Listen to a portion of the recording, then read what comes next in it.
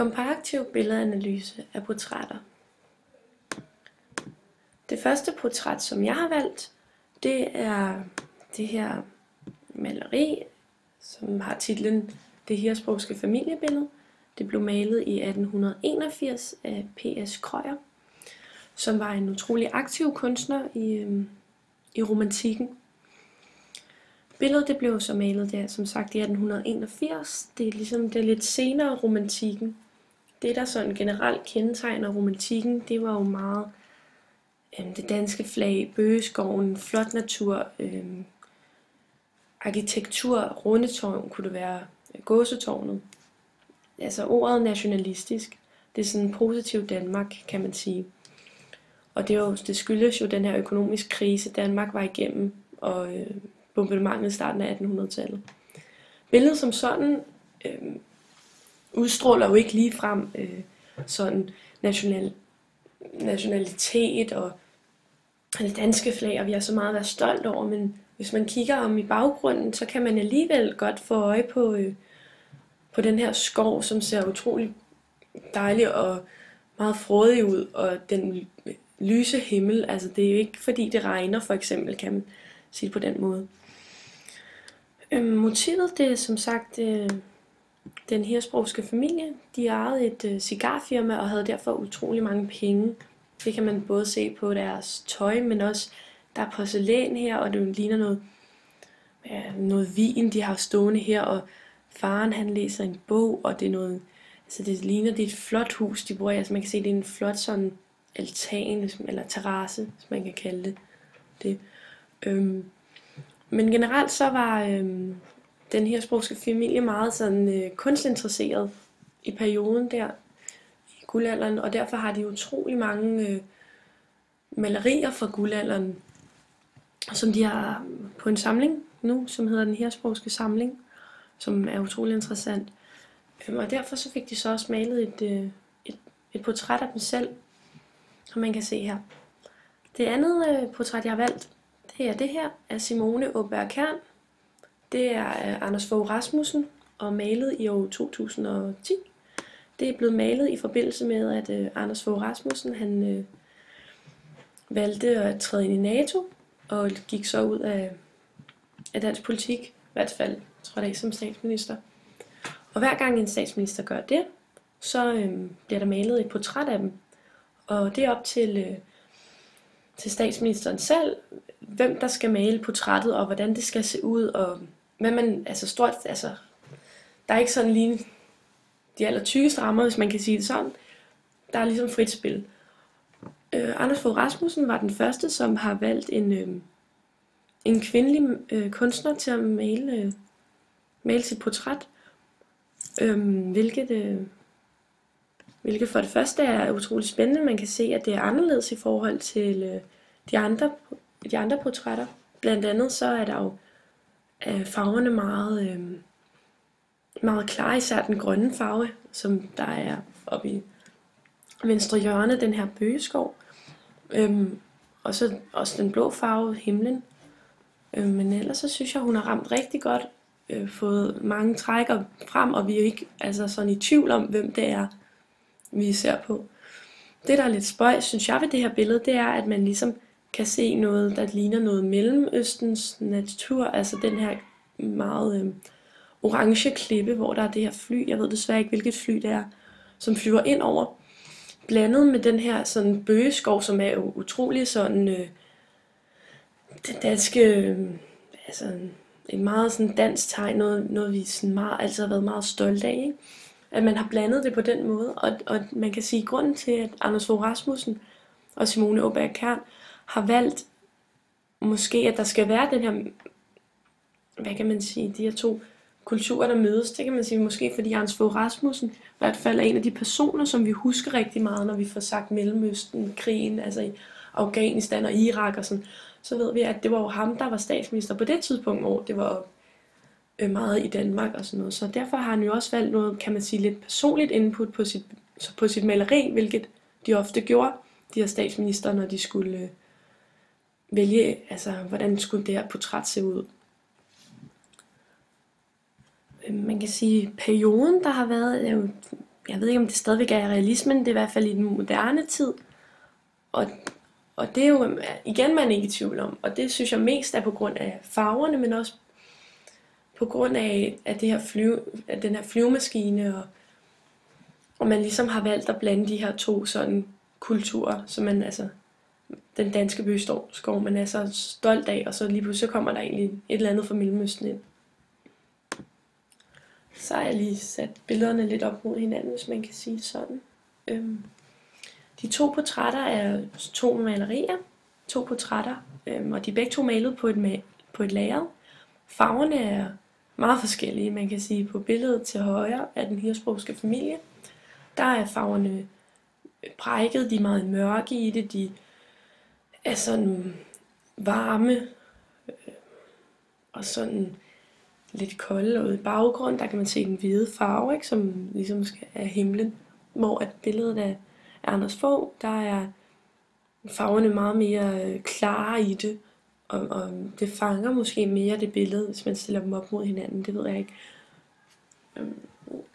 Men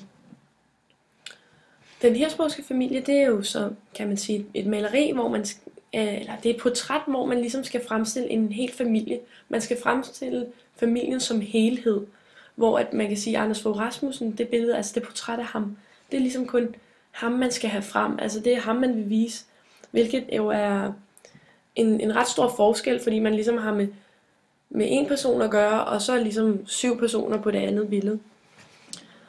Maleriet af den hirsbrugske familie er jo også et flot billede, det er meget fredfyldt, det er måske også et meget perfekt billede, ikke?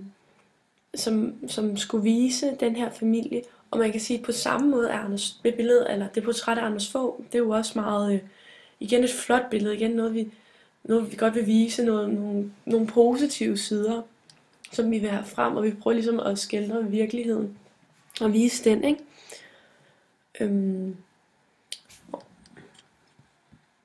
Så skifter jeg lige slide. Sådan det billede, jeg har valgt at sådan tage udgangspunkt i, det er det her maleri, som jo var det hirsbrugske familiebillede.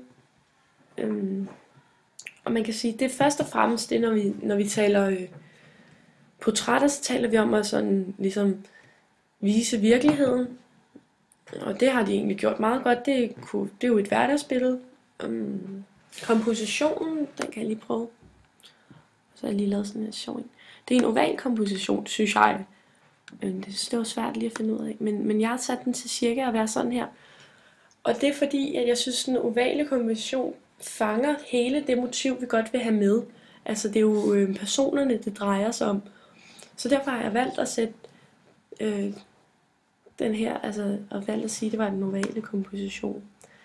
Derudover så er der også den her linje her, synes jeg, som man kan egentlig sætte ret godt lige her midt i billedet.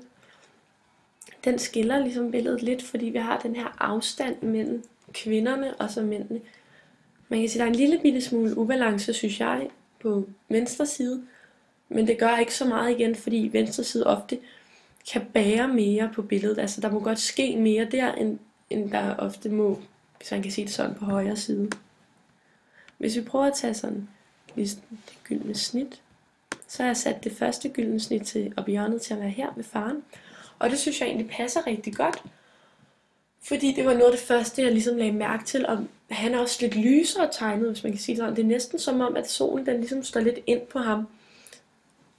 Så derfor lægger jeg i hvert fald automatisk ret hurtigt mærke til ham. Derefter så har jeg valgt at sætte de her blomster, de røde blomster i baggrunden, som også lyser meget op, men det er nok også på grund af sin farve, som de har. Den er klar, og vi er ikke i tvivl om, at der er nogle blomster der i baggrunden. Men det vender jeg lige tilbage til lidt senere. Eller om lidt. Rummet, det er et naturligt rum, der er dybde i. Der er lidt den her forgrund, mellemgrund og baggrund. Forgrunden, det er jo her, hvor familien sidder og drikker te. Og så er der mellemgrunden, det er, hvor at vi har de her træer her med baggrund, altså planten, men især de her træer. Og så baggrunden, som jo så er himlen, og den skov helt bagerst. Og det giver en rigtig, rigtig god dybde i billedet. Det synes jeg virker ikke sådan så fladt, fordi nu er der ikke så mange skygger på billedet. Derudover så er der jo også anvendt det her overlapning, hvilket også giver maleriet en god dybde. Det er sådan et, der er anvendt den her illusionsrum, som ligesom skal prøve at fremstille det helt naturlige rum. Sådan. Og det er også en normal perspektiv, vi har med at gøre her. Altså det er ligesom fra malerens synsvinkel, hvis man kan sige det på den måde. Hvilket også gør billedet mere realistisk. Ja. Så linjerne omkring personerne, den er sådan lidt udvisket nogle steder, vil man måske, eller vil jeg sige. Og så er den sådan lidt klarere andre steder. For eksempel her, der synes jeg ikke, man er i tvivl om ved drengens ryg, hvor linjen går. Men hvor man kan sige, at her ved døren er den meget, meget mere udvisket. Og det er lidt forskelligt. Jeg tror lidt, at det efter, selvfølgelig vil nogle farve, der de er op imod. Men ellers det er ikke noget, man sådan lægger så meget mærke til. Jeg synes ikke, det virker sådan så meget. Altså for eksempel på andre malerier, hvis der har været meget klare linjer, så har det måske haft en anden betydning. Hvor her synes jeg ikke, at betydningen er så stor igen. Lyset, det er jo som sagt sådan, det er meget også et naturligt lys. Det kommer fra solen af. Solen, vi kan ikke se lyskilden. Den er skjult, men vi ved ligesom, at den kommer fra solen af. Og det er vi ikke i tvivl om, især på skyggerne. Man kan se nede i forgrunden her, nede på gulvet her. Der er der ligesom skygge fra moren og datteren. Der er også en smule, der er jo, altså det er så slagskygge, men der er også egen skygge. Altså sådan ligesom, hvor han holder bogen ind foran sin krop, så er der lidt skygge, så har maleren gjort det lidt mørkere. Men mest slagskygge, og det er heller ikke fordi skyggerne er det, der giver billedet mest rum, vil jeg sige. Det er det helt klart ikke. Nu skal jeg se, jeg skal til at skynde mig lidt. De naturlige skyggerne, og det virker rigtig godt, synes jeg. Altså, det er ikke noget, man lægger så meget mærke til, men det behøver man heller ikke, hvis man kan sige det på den måde. Som sagt, så er farverne jo brækket, undtagen den her røde, som er den her blomst, som står sammen med den grønne. Og det er jo kvantitet-kontrasten, som virkelig står frem her. Og man kan sige, hvad betyder det så? Det kan være, at det betyder noget. Altså noget med den her blomst, der er ofte noget vi forbinder med noget smukt, noget fredfyldt. Ofte også noget, der er perfekt. Og man kan sige, det er måske også lidt det, vi har gør med den her familie her. Så det er helt klart noget, man lægger mærke til på billedet. Farverne er jo varme igen, og generelt, og kolde. Altså der er det selvfølgelig, der himlen, den er jo lidt lys i det, som vi også forbinder med en kold farve. Men det er ikke fordi, de har brugt, eller jeg tror ikke Krøyer sådan har tænkt så meget over det. Kombinationen, den er sådan åben. De to drenge virker interesseret, synes jeg, altså i noget, der ligger ude for billedet. De koncentrerer sig virkelig om noget, der ligger ude for billedet. Og pigen kigger ligesom også ud for maleriet, kan man sige det sådan, altså på kunstneren for eksempel. Billedet, det er ellers sådan statisk, der er sådan en ro over det. Det er sådan lidt stillestående. Og der er sådan en god ligevægt, som jeg også var inde på før, synes jeg. Altså billedet, det sådan virker lidt harmonisk måske. Ja. Og så synsvinkel, den er jo sådan, som jeg også var inde på, neutral. Og det synes jeg også endnu mere, altså det gør også virkelig, at man kan se, at det ligesom er et portræt, ikke? At det er sådan malet. Det plejer at være ofte sådan lige over for hinanden.